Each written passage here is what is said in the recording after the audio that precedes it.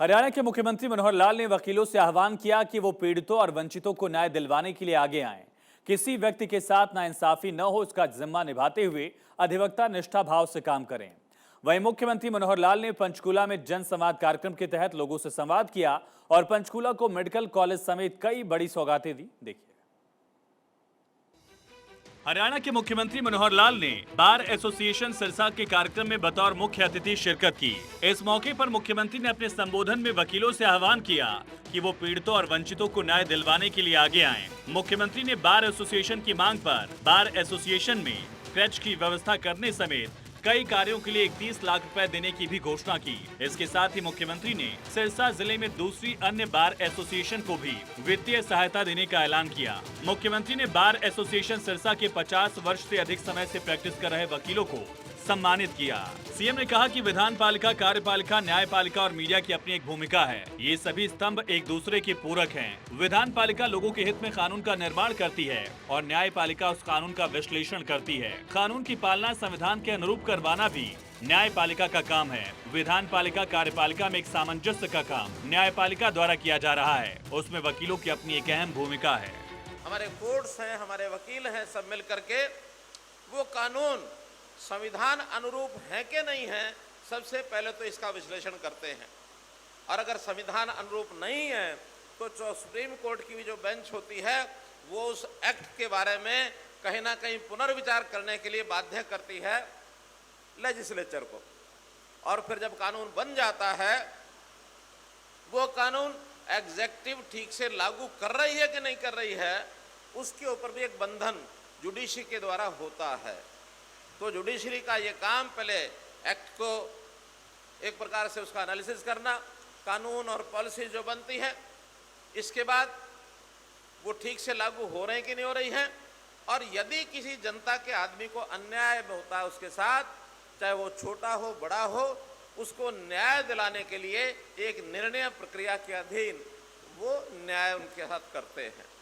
जब कभी इसमें सरकार को या लेजिस्लेचर को कमी महसूस होती है कि इसको एक अलग संदर्भ में हमको कानून में परिवर्तन करना चाहिए, अमेंड करना चाहिए, नया कानून बनाना चाहिए। मुख्यमंत्री ने कहा कि वकालत करने के नाते अधिवक्ता एक समाज सेवा का भी काम कर रहे हैं। उन्होंने कहा कि वकीलों को चाहिए कि जिनके पास न्याय प्राप्त करने के साधन नहीं हैं और अगर वो न्याय से वंचित हो रहे हैं तो ऐसे पीड़ितों के अधिवक्ताओं को चिंता करनी चाहिए, उन्हें न्याय दिलवाने के लिए आगे आना चाहिए। मुख्यमंत्री ने कहा कि अधिवक्ताओं को फीस के बिना भी गरीबों के लिए केस लड़ना चाहिए। सरकार भी लीगल एड के माध्यम से वंचितों और जरूरतमंदों को कानूनी मदद दे रही है। 260 करोड़ के काम पंचकुला शहर के अंदर पिछले 5 साल में 6 साल में हुए हैं। 260 करोड़ के ये जो छोटे छोटे काम है शहर के अंदर, 4000 के तो बड़े काम वो मैंने छोड़ दिए हैं। जैसे मैं इसमें ये कई काम तो पूरे यानी यहाँ के बाहर के भी हैं, जैसे सेब मंडी का है, जैसे 78 करोड़ रुपए तो सेब मंडी में ही लगा है।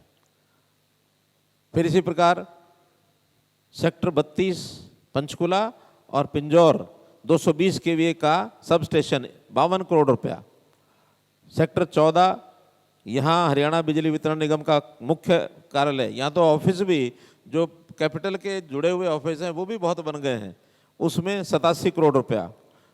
मोरनी की जो ढाणियों में बिजली का काम 2.5 करोड़ रुपया। जल वितरण को सुदृढ़ करने के लिए 84 करोड़ रुपया।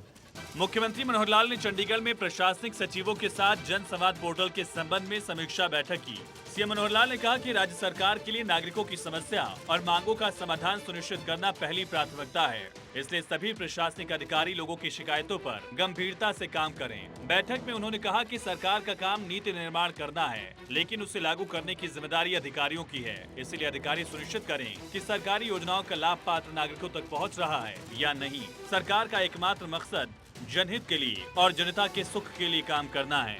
अपने लोकप्रिय कार्यक्रम जन संवाद में मुख्यमंत्री पंचकूला पहुंचे, जहां उन्होंने बताया कि विकास के छोटे कार्यों पर पिछले 5 वर्षों में 260 करोड़ रुपए की राशि खर्च की जा चुकी है। राष्ट्रीय फैशन टेक्नोलॉजी इंस्टीट्यूट आयुष का एम्स और ऐसी राष्ट्रीय स्तरीय परियोजनाओं पर भी करोड़ों रुपए खर्च किए गए हैं। मुख्यमंत्री ने हरियाणा विधानसभा अध्यक्ष ज्ञानचंद गुप्ता की मांग पर पंचकूला में सेक्टर 32 में प्रस्तावित मेडिकल कॉलेज का काम हरियाणा शहरी विकास प्राधिकरण के जरिए करवाने का ऐलान किया। पंचकूला में बेसहारा पशुओं के लिए पशुपालन विभाग और हरियाणा गौ सेवा आयोग के माध्यम से गौशाला की व्यवस्था करने का ऐलान भी मुख्यमंत्री की तरफ से किया गया। वहीं सकेतड़ी के एसटीपी के कार्य को भी पूरा किया जाएगा। वहीं सेक्टर 19 अभयपुर के मिडिल स्कूल को बहुमंजिला बनाकर अपग्रेड करने का ऐलान भी किया गया। सीएम मनोहर लाल ने हरियाणा वासियों को कई बड़ी सौगातें दी। Bureau report, Bharat 24।